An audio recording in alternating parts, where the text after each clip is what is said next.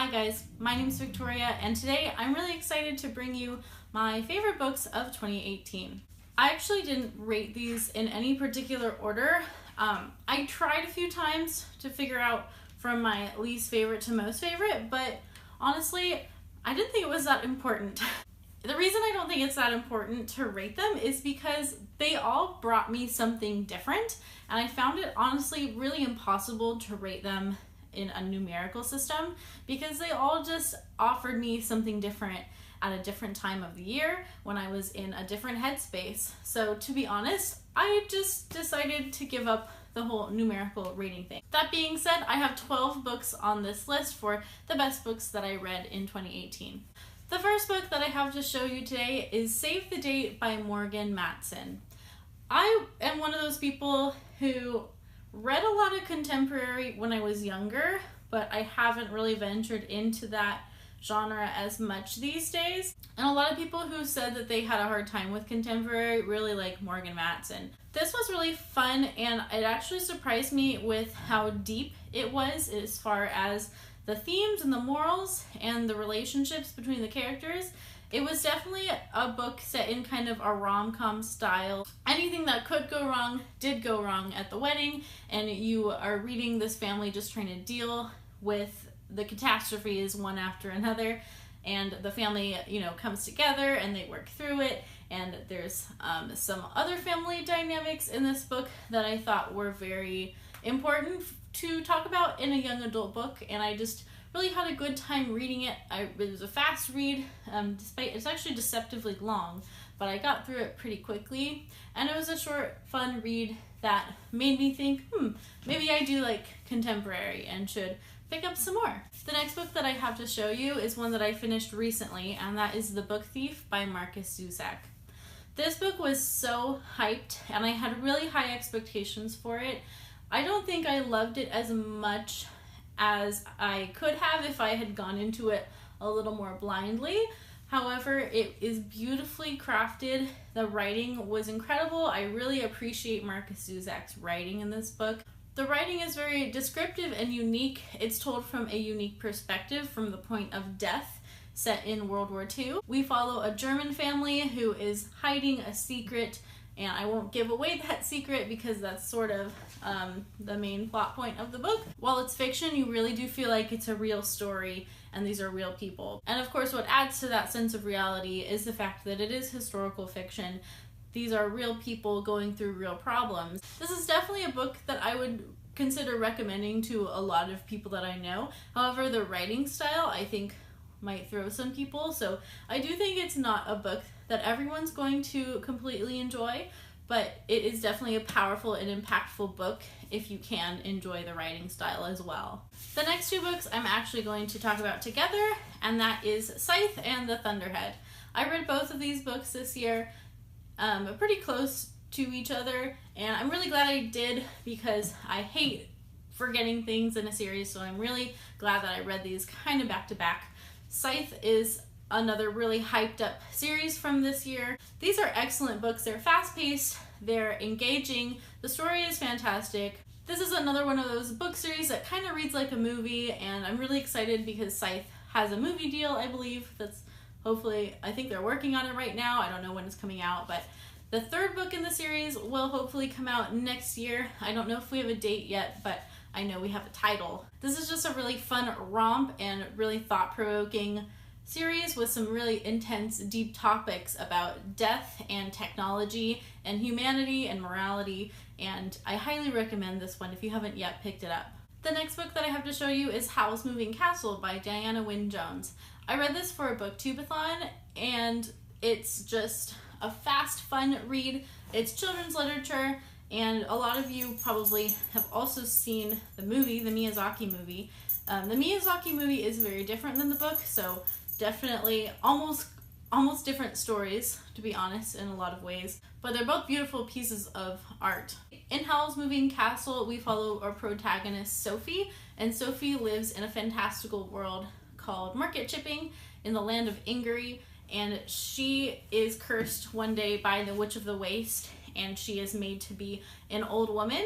She sort of leaves her post at the flower shop where she works, and she stumbles upon Howl's moving castle, and Howl is a local wizard in the area. And together, Sophie and Howl develop a friendship, and she also develops friendships with the other characters in Howl's life, and together they take on the Witch of the Waste. This is just whimsy and fun in the best ways possible, and apparently it's a series, and I really need to get my hands on the next book in the series. I don't think the series is super related to each other, but they're set in the same world, and so hopefully eventually I will get my hands on the next books. Sticking to children's literature, I also read The Little White Horse by Elizabeth Googe. This is a beautiful book. It is written very descriptively, a very flowery language. It's got a lot of beautiful descriptions of food that will just make your mouth water. I picked this up actually because I was once enrolled in a children's literature class, and this was one of the books we had to read. However, I ended up dropping that class. I didn't end up staying in it. I wish I would have been able to, but I just couldn't at the time. But I had already bought the book, so I had already had it on hand and decided to pick it up this year. We follow a young girl named Maria Merriweather. She's an orphan, and when we meet her, she's traveling to her uncle's manor, and she is going to be living there from now on. When we first get to the manor, everything's beautiful and wonderful and picturesque, and things couldn't be better for Maria. However, there is something dark and sinister laying underneath the surface, and so Maria slowly reveals what that is, and there's sort of a mystery happening, and Maria is part of solving that mystery. A lot of people know this as a book that's blurbed by J.K. Rowling as her favorite children's book of all time, and so that was another reason I picked it up. But it's definitely worth your time. It is just charming and beautiful. You have to have a little patience with it, but it's very rewarding as things sort of reveal. Every year I tried to read a certain amount of classics, and I didn't read actually a whole lot of classics, but probably my favorite classic that I got to was David Copperfield by Charles Dickens. This is a hefty book. It took me an entire month to get through of only solely reading this book and focusing on it. And it is worth it. I would say it's not for everyone. It's a very character-driven book, and so you have to have some patience with it as you learn the characters, and there's sometimes not a lot of plot happening, or sometimes the plot is a little confusing. But it's classic Dickens in that he just can really paint characters beautifully, and it's memorable.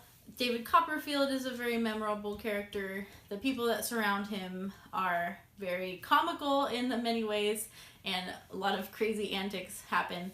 And it's a great Dickens. It's a great Dickens classic. I'm just really glad that I read it this year. I only read a smattering of nonfiction this year. Hopefully I can read more nonfiction next year, but probably my favorite out of the nonfiction that I read was the Bonhoeffer book, Pastor, Martyr, Prophet, Spy by Eric Metaxas. If you don't know who Dietrich Bonhoeffer is, he was a pastor in the World War II era and Nazi Germany era.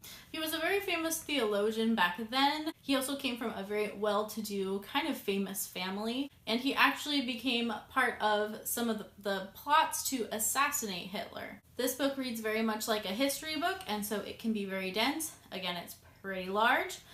It is worth your time if you're interested in that era, and there's also some discussions about how to reconcile faith with murder. A man of faith assassinating a dictator. It's very tragic. Bonhoeffer's story is not happy. It is very sad. And obviously we know now that Hitler ultimately he killed himself, and the assassination attempts were failures. It's a great read. It's thought-provoking. Again, it's dense, so you gotta have some commitment to this one. The next book that I have to show you is A Man Called Uwe by Frederick Bachman. This is one of those authors that I just saw literally everywhere, and I'm so very glad that I decided to pick up his books, because this is hands down, maybe if I had to number these books, this would be in my top 3 for sure. Uwe is a grumpy curmudgeon of man, and he is living alone, and you follow his life and his neighbors as his neighbors try to befriend him, and I just don't want to spoil too much. I'll just leave it at that, but it is so heart-wrenching and also funny. The humor in this book is unexpected and honestly sometimes kind of dry, but it really worked for me, and I just loved the humor. I loved getting to know the characters. He's just a really lovable curmudgeon, and you're definitely in love with all the characters by the end of the story. The next book that I have to show you, I read very early in the year, and that is I keep saying elephant, and that's not correct. Eleanor Oliphant. Eleanor, not elephant. Eleanor Oliphant is Completely Fine by Gail Honeyman. This is another book that I feel like is kind of in the same vein as A Man Called Uwe, only this time we follow a young woman who is socially awkward, lives alone, and she has some quirks about her that make her a little bit hard to get along with in social situations. Again, it is both funny and sad, and you feel for the characters, you feel for Eleanor, and you're just rooting for her the whole time to figure out her life. The next book that I have to show you, I also read very early in the year, maybe in March, and it is Memoirs of a Geisha by Arthur Golden. I loved this book because, again, the beautiful writing. Can you see a theme in the books that I like? Apparently, beautiful writing is one of the things that I appreciate. Another thing I found really interesting about this book was that it is written by a man, but the protagonist is female, and he's writing from a female perspective, and almost at no point did I think, oh, well, this is clearly a man writing about a woman. But no, it was really well done from a female perspective, and I was very impressed by that. This is a famous book and also came out as a movie a few years back. This book is about a young girl who is essentially orphaned at a very young age, and her father sells her into basically to be trained as a geisha. If you don't know anything about geishas, basically a woman's virginity is kind of auctioned off to the highest bidder. They're not really supposed to fall in love. They're just artists in a way. They're artists of serving men, basically. It is historical fiction, and so we're following some real things that happened in this time period in Japan, and it is, again, just really heartbreaking that this happened and that this was a norm of society. It is actually very much a love story, and that is kind of not revealed until halfway through the book, where you realize like, oh, there's a love plot happening here. But it is beautiful. It's just a beautiful story. It is worth your time if you've never picked it up. And finally, the last book that I have to show you is Ready Player One by Ernest Cline. I actually did the audiobook for this, which I highly recommend. The audiobook is a lot of fun. It's narrated very, very well. I personally really liked the 80s references and the whole future dystopian world setting, and I loved the nostalgia of the 80s and the video games and books, movies, music. I just ate that all up, which is interesting because some of the more negative reviews I've heard are that people are really annoyed by that. It's very kind of hit you over the head with the 80s references, but I liked it. In this book, you are in a future world where pretty much everyone is plugged into the Oasis, which is a virtual reality system, and some people make their money in this virtual reality system and they kind of go to work in the Oasis, but the reality of their daily life is that it's very grim. The earth is kind of overridden with garbage, and everyone kind of escapes into this virtual reality world. I feel like this is definitely a book for geeks and nerds. If you can appreciate all of the references in here and you have an appreciation for video games, this is definitely a fun one. Alright, that is it for my top books of 2018. I'm really looking forward to reading more and expanding my reading horizons in 2019.